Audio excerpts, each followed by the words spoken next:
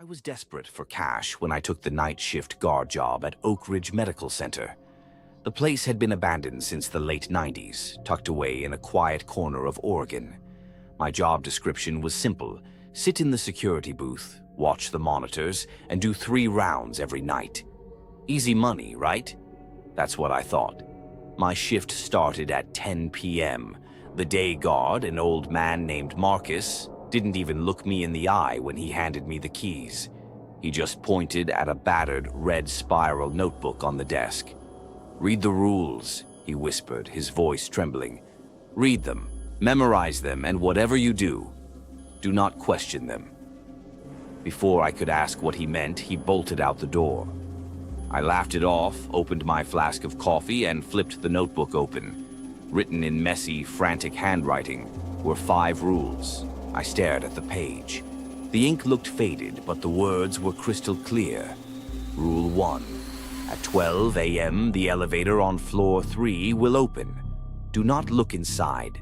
Stand facing the wall until you hear the doors close. Rule 2. If you hear someone crying in the pediatric ward, ignore it. Do not look for the child. Rule 3. Monitor 4 covers the basement. If you see a tall man in a black lab coat staring directly into the camera, turn off the monitor immediately. You have 5 seconds. Rule 4.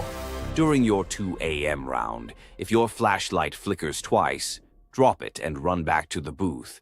Do not look behind you. Rule 5. They can mimic voices. If you hear Marcus calling you from the corridors, remember, Marcus left at 10 p.m. By midnight, the heavy silence of the hospital started getting to me. Suddenly, a loud ping echoed through the monitor speaker. I looked up. The elevator on floor 3 had just opened. My heart skipped a beat. I remembered Rule 1. I stood up, turned my back to the screen, and faced the cold concrete wall. The seconds felt like hours. Then, through the audio feed, I heard a wet, dragging sound step out of the elevator, followed by the sound of long fingernails scratching against the floor. I held my breath until the elevator doors finally chimed and closed. Rule 1 was real. By 1:45 a.m., I was terrified, drinking coffee just to keep my hands from shaking. I looked at the monitor grid. Everything was quiet. Then my eyes drifted to monitor 4. The basement. The screen was blurry, but there he was. A tall, unnaturally lanky figure in a stained black lab coat. He was standing right in front of the lens. His face was pale, his jaw unhinged at an impossible angle, and he was staring straight into my soul through the camera. 1, 2, 3.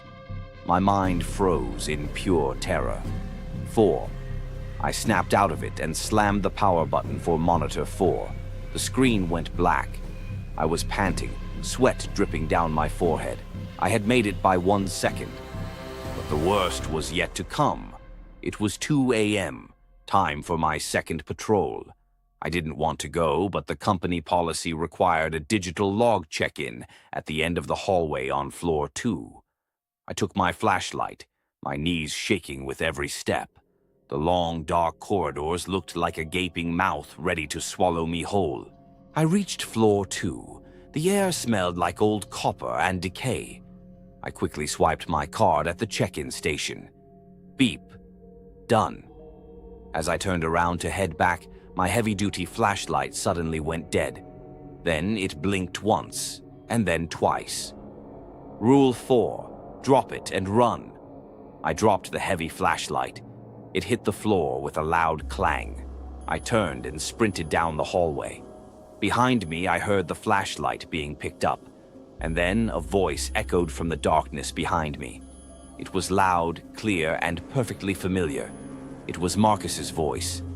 "Hey, kid, you forgot your light. Wait up." Rule 5 hit me like a truck. They can mimic voices. I didn't dare look back. I ran faster than I ever had in my life. Behind me, the footsteps weren't human anymore. It sounded like something heavy and 4-legged galloping down the linoleum floor, tearing up the tiles. The heavy breathing was right at my neck, smelling of rotting meat. I dove into the security booth, slammed the heavy metal door shut, and locked it. Something slammed against the thick glass window so hard it cracked. It was a pale, elongated hand with long, black claws. I sat in the corner of that booth until the sun came up, staring at the cracked glass. When the morning shift arrived, I grabbed my jacket, left the keys on the desk, and never went back. I didn't even check my paycheck. If you are looking for a night shift job in Oregon, and they offer you high pay for an easy security gig, check the desk. If you see a red spiral notebook, run. Because some rules aren't meant to be broken, they are meant to keep you alive. What would you do if you broke one of these rules? Let me know in the comments below. Don't forget to like this video and subscribe to Vantablack Tales for more chilling encounters. Sleep tight if you can.